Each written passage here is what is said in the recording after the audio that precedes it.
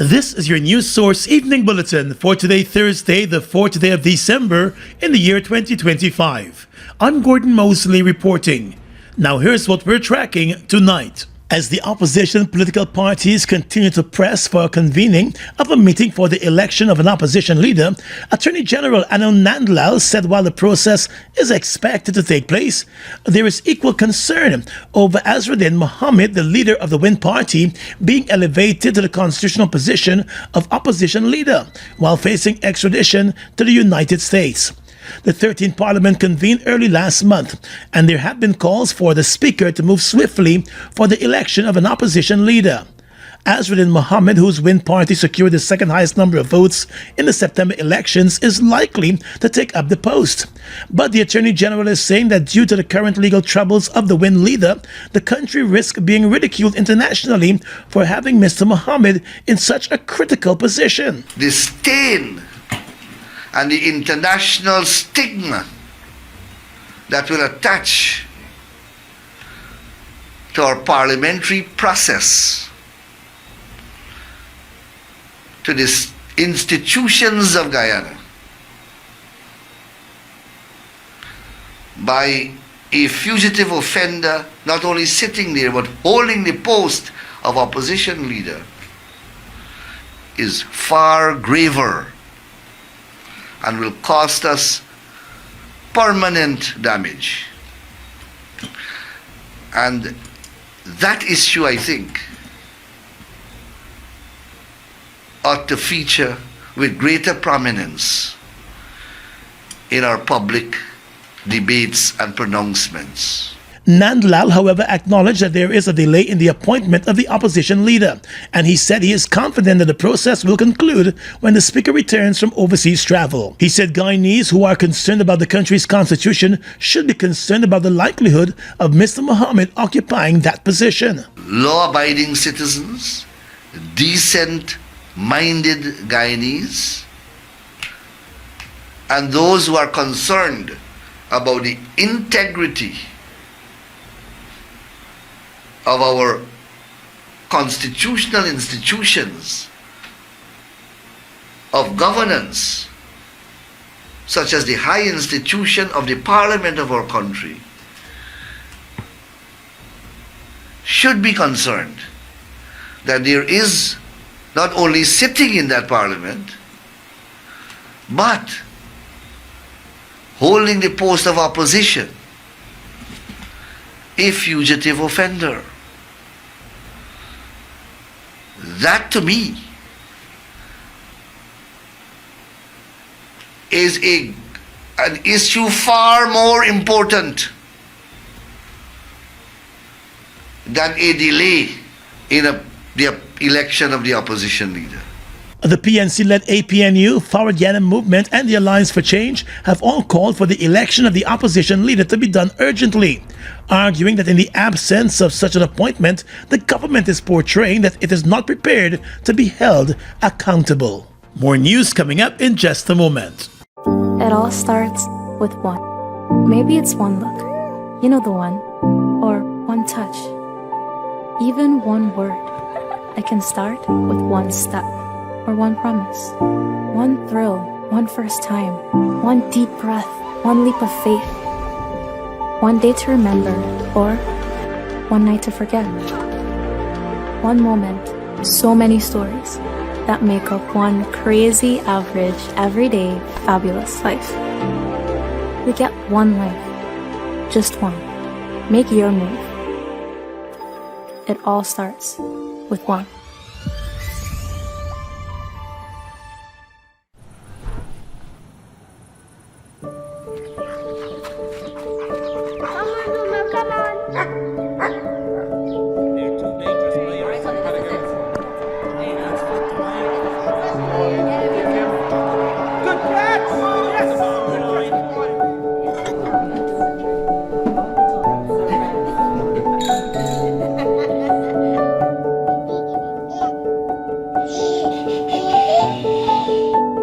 Your own home is so much more than just four walls, floors, and ceilings. It's a lifetime of great memories and stories. Come talk to us and start your journey home today. Republic Bank, we're the one for you. Every year somebody wins, but this year? This year is my turn. I'm going big. 48,000? Easy. That's 6 coupons. Smart and fast. My win is just a scan away. Oh, and I take in that fridge too. This is the winning one. This year, the win is mine. Shop $8,000 or more at any 6 Massey stores, and you'll get a chance to win our grand prize, the brand new 2025 Hyundai Creta, plus amazing consolation prizes. Massey stores, our family serving your family. I'm sorry, I couldn't take any more of your gaslighting. Just go. I got burned too many times. I went to Quartz and found myself a new flame. Say goodbye to your old appliances and hello to new ones from Quartz, bringing Christmas home.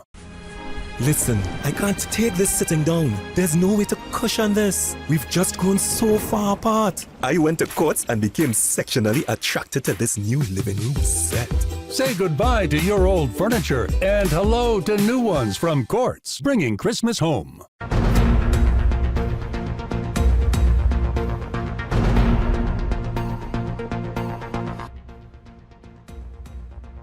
The Chief Executive Officer of the Georgetown Public Hospital, Robbie Rambaran, has sounded a warning as Guyana continues to see an increase in patients with chronic kidney disease.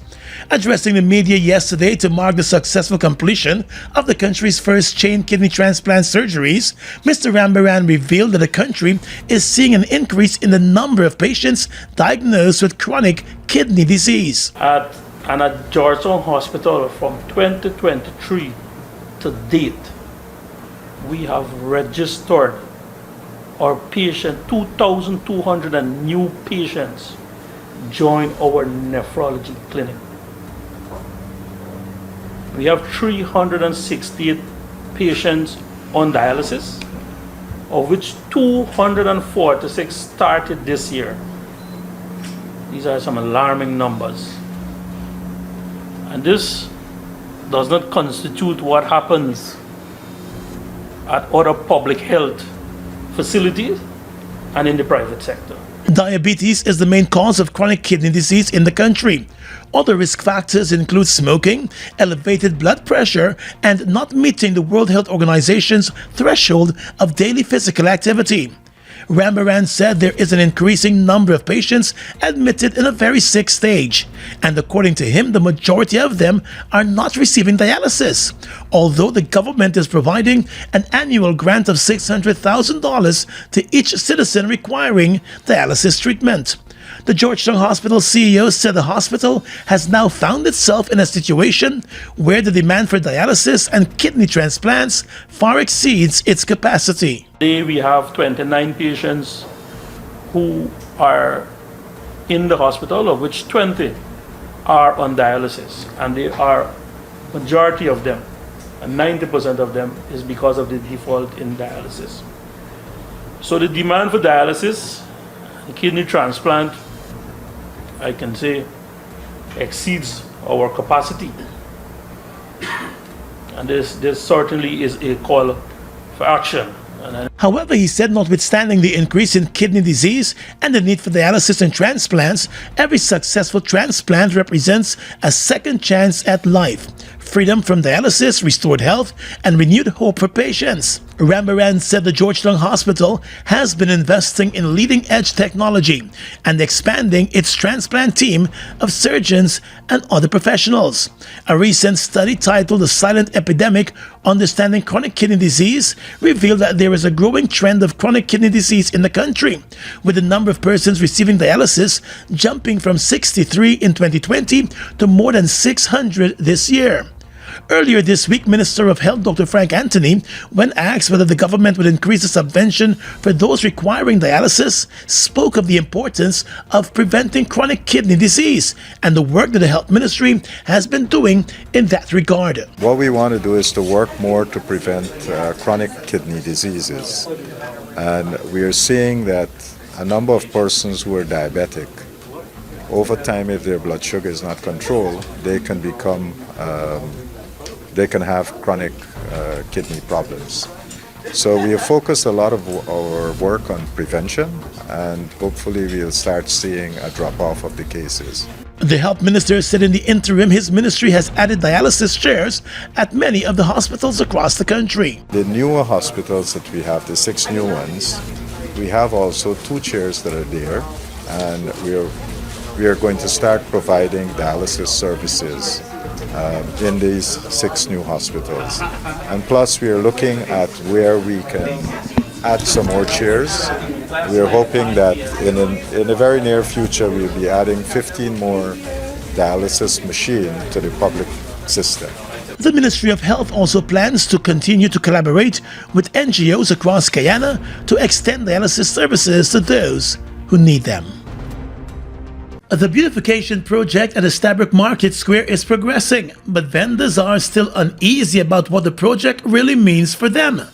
The project entails the erection of a Christmas tree at the center of the market square and an elevated platform with sitting accommodation for commuters and designated spots for vendors and local creatives. When News Source visited the location, construction workers were seen compacting the area, which has been closed off to commuters and vendors. The contractor on site declined to comment on the project and its progress. In wake of the construction, however, vendors are continuing their trade, but on the outskirts of the construction walls. Vendor Kevin Messiah, who has been selling coconuts in the area since 2013, said though local government minister Priya Manik Chand has assured him of a vending booth when the project is completed, he's waiting to see the outcome. Well, really and truly, till when it happened, I could believe her. Anybody could say anything. But I still waiting patiently. Messiah grew up selling fruits with his mother on the market until he branched off on his own in 2013. He said until the project is completed, he will continue to sell along the construction walls. I got a hustle, I can't stop hustle. And so I don't get enough to invest, plus I pay bills. I get bills to pay, I can't sit down and think. Another vendor, Tracy Accra, who sells mobile credit and MMG, told News Source that she's not opposed to the beautification of the city, but she will not rest until she's allocated a spot or a booth when the project is completed. Because I am not against beautifying or the beautification of the town. That's actually good. I like that. But like again, as they said, it's not what you do, it's how you did it. You understand? There were no clarification, there were nothing as to when they started this project. But as to what they're doing right about now, let's just hope once I could get to sell and the other vendors, what that was in here, you understand, once we get to sell, that's all my concern. She said she has been vending at the location for about 10 years. Another vendor, Deborah Gordon, told News Source that she has been vending at the square for the past 20 years. However, she has been operating at the Stabroek Market since 1985. She too lauded the project but expressed concern about the approach. That is good, but putting the vendors out and ain't tell them nothing, very bad. What you would like to see now that this project is on? Okay, I'd like the beautification, what they're doing, but I would like to know if we're going back in there or they're putting other people in there. But it would be very unfair because I don't like this roadway and I don't like the tugging and pulling. Put me one Pacific fact that you don't have to come and tell me we gotta go there and we gotta go there. And she told News Source that she's not opposed to paying rent for a booth, but stressed it must be reasonable and the terms must be clear. Local government minister Priya Manik Chand has repeatedly said that the vendors will not be removed, at least not now. However, she said the government, as part of its campaign for beautification, will be bringing structure to public spaces, including the markets. City Mayor Alfred Mentor, who has endorsed the program, in an interview earlier this week on Go Mosley Radio, said development comes at a cost, and in oil-rich Guyana, there requires a change in the way things are done. He, however, admitted that both the City Council and the local government ministry ought to have communicated better with the vendors on the implementation of the project.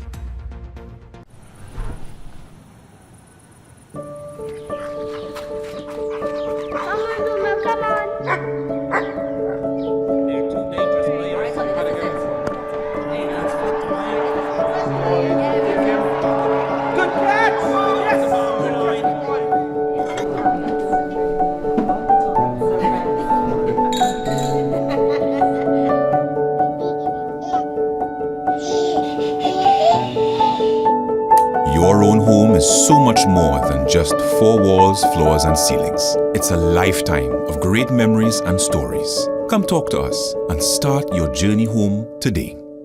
Republic Bank. We're the one for you. Washi. Hi people. Washing made so easy since I found Washi. Washing me use wash me clothes and I can say Washi soap powder wash clothes so nice. Washi soap powder leave your clothes color bright. Washi soap powder leave me clothes smelling nice, of course. So give thanks to Washi soap powder for doing my laundry right. Keep my clothes color bright. Have my clothes smelling nice for sure. I could not ask for more. Comes in lemon and original. It is a washing machine in a pack. Washi soap powder wash clothes so nice. Washi soap powder leave your clothes color bright. Washi soap powder have my clothes smelling nice, of course. Distributors located in the Stabroek market. Your business is built on hard work, vision, and the drive to succeed. At GBTI, we understand what it takes to grow. That's why we offer Grow, a small business service designed to help your business expand, adapt, and reach its full potential. From new opportunities to new milestones, we're here to support you every step of the way. Grow from GBTI. Progress starts here. Hi, my name is Stephen Jacobs, Minister within the Ministry of Culture, Youth and Sport. Health and fitness is the heart of a strong nation. And when we have strong Guyanese citizens, it helps with discipline and also productivity, and also a long-lasting life for you. So, for that reason, I'm endorsing the Energy Conference run on the 15th of February 2026. See you there.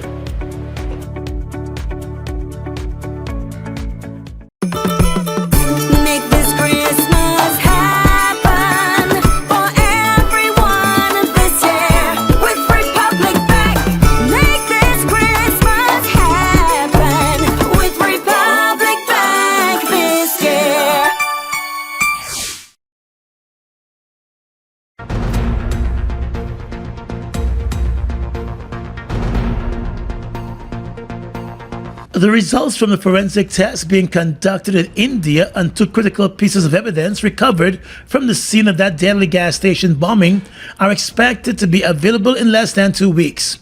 This is according to police prosecutor Mandel Moore, who addressed the Georgetown Magistrates Court on the matter when the case against 4 of the suspected terrorists came up yesterday. Prosecutor Moore told the acting chief magistrate Faith McGusty that crime scene investigators unearthed several pieces of evidence from the scene, and from the samples taken, 2 pieces of evidence have been sent to India for forensic analysis. He said the results of the forensic analysis will also be part of his disclosure, and as such requested additional time to present the additional evidence to the court. According to the prosecutor, the results are expected to be available before the 16th of December, when the case will be called again. In November, he handed over a bundle of documents to the court as part of the disclosures. The prime suspect in the case, 33-year-old Venezuelan national Daniel Alexander Ramirez Perdomo, along with his co-accused 44-year-old Alexander Betancourt, 27-year-old Johnny Budram, and 33-year-old Crystal La Cruz, appeared via Zoom. They have been charged with terrorism. Budram, a taxi driver, was represented by attorney Mikhail Puran, while attorney-at-law Nigel Hughes informed the court that he is now representing La Cruz. In the Lenora Magistrates Court, 3 other suspects, Wayne Correa, Ramesh Prandio, and Jennifer Rodriguez, are facing a similar terrorism charge. The October 26 bombing killed a 6-year-old girl and injured several others. Health Minister Dr. Frank Anthony wants to see more men being screened for prostate cancer. Speaking to reporters recently, the health minister said while the government offers free prostate cancer screening, many men continue to seek medical attention only after symptoms become severe. The trend, he said, significantly limits treatment options. A common thing that we see, for example, is in prostate cancer, which is the more prevalent cancer that affects men. And we see men coming in late stages, which mean they would have been having lots of symptoms and so years before, but they don't present themselves to the clinic. So at that late stage, it's problematic to resolve some of the problems that they have. Prostate cancer has emerged as the most pressing cancer-related threat to men in Guyana. According to the Ministry of Health's national guidelines for the management of prostate health, prostate cancer now accounts for 19% of all cancer-related deaths recorded nationwide within the last 3 years, making it not only the most common cancer among Guyanese men, but also the deadliest. The health minister said that with the introduction of health vouchers, some men have been taking up the opportunity to get their screening test done. We also have a voucher that we've been giving for labs. There are two types, one for adults and one for children. So that too we've seen relatively good uptake. And the adult one, men have been using that to get PSAs done. That's the protein-specific antigen, which can, if it's elevated, it might be an indication that they're having some changes in their prostate. And when they come in, then we are able to do a biopsy and so forth. So the Ministry of Health has identified several groups with significantly higher vulnerability. Men 45 years and older, particularly those of Afro-Guyanese descent, and men with a family history of the disease make up the majority of the cases detected in recent years. Contributing factors include poor health-seeking behavior, cultural myths about prostate examinations, and inadequate access to screening and treatment, issues that continue to delay early detection. The Health Ministry has stated that prostate cancer is likely curable when detected early, noting that outcomes still depend on genetics, disease aggressiveness, and broader social determinants of health. Well, the National Commission on Disabilities launched its National Strategic Plan 2025-2029 at the Pegasus Suites, with Health Minister Dr. Frank Anthony indicating that the government is continuously putting measures in place to improve the lives of persons living with disabilities. According to Minister Anthony, the Ministry of Health is also expanding the physiotherapy and audiology services across the country. we have also extended physiotherapy to all regions of Guyana. And we have staff now that is working in every region of Guyana to provide physiotherapy to the patients who need it.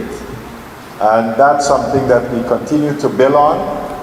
But we also recognize that there will be a percentage of patients that would require some additional treatment. And for those that would require those additional treatment, the ministry, the government, is currently in the process of designing and constructing a neurological center where people who require these types of specialized treatment would be able to go there and get this type of treatment. Dr. Anthony said to address the mobility challenge being experienced by some persons, the government has distributed more than 4,000 wheelchairs over the past 2 years. Help to change their lives qualitatively, because someone who was on a bed, who couldn't move, their relatives can assist them now, put them on a wheelchair and move them around. That makes a big difference. And so we are very happy to assist, and we will continue assisting persons who need things like wheelchairs. We have also been giving other assistive devices. Some people might need a walker. Some people might need a stick. These are things that we are able to provide at the ministry. And it was further explained that added to that, the administration has also been providing amputees with prosthesis, free of cost, while persons with hearing impairments are being supplied with hearing aids. Annually, more than 1,000 hearing aids have been distributed. In Guyana, roads don't give you a break, and neither should your truck. That's why there's the Isuzu D-Max, built with turbo diesel power, high clearance, and 4x4 control that owns the off-road. It's strong, smart, and tough enough for any job. The Isuzu D-Max is more than a pickup. It's your ultimate working partner. Available at Marix, the authorized Isuzu dealer. Call 226-1306 for more details. Isuzu D-Max, master of all roads. Our business is built on hard work, vision, and the drive to succeed. At GBTI, we understand what it takes to grow. That's why we offer Grow, a small business service designed to help your business expand, adapt, and reach its full potential. From new opportunities to new milestones, we're here to support you every step of the way. Grow from GBTI. Progress starts here. Something new has been growing, and it's now ready for you to pick. Fresh. Taste the Fruta freshness. Pick the fresh new 200 ml size today. Live Frutiful. Guyana's economy is rapidly transforming, and we're all part of it. Guyana is at the forefront of this development by providing reliable and efficient energy and supporting community development from the very core. 100% of Guyana's profit goes back to building schools, roads, and other important infrastructure that connects our cities and towns, providing fuel to domestic, marine, industrial, and aerial transportation. Guyana has now repositioned itself as a market leader in the petroleum industry, building a better future for all of us. Make this Christmas happen for everyone this year with Republic Bank. Make this Christmas happen with Republic Bank this year.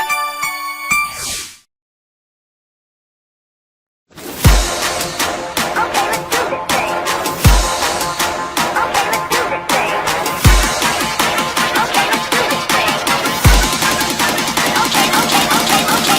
Okay, let's do this thing.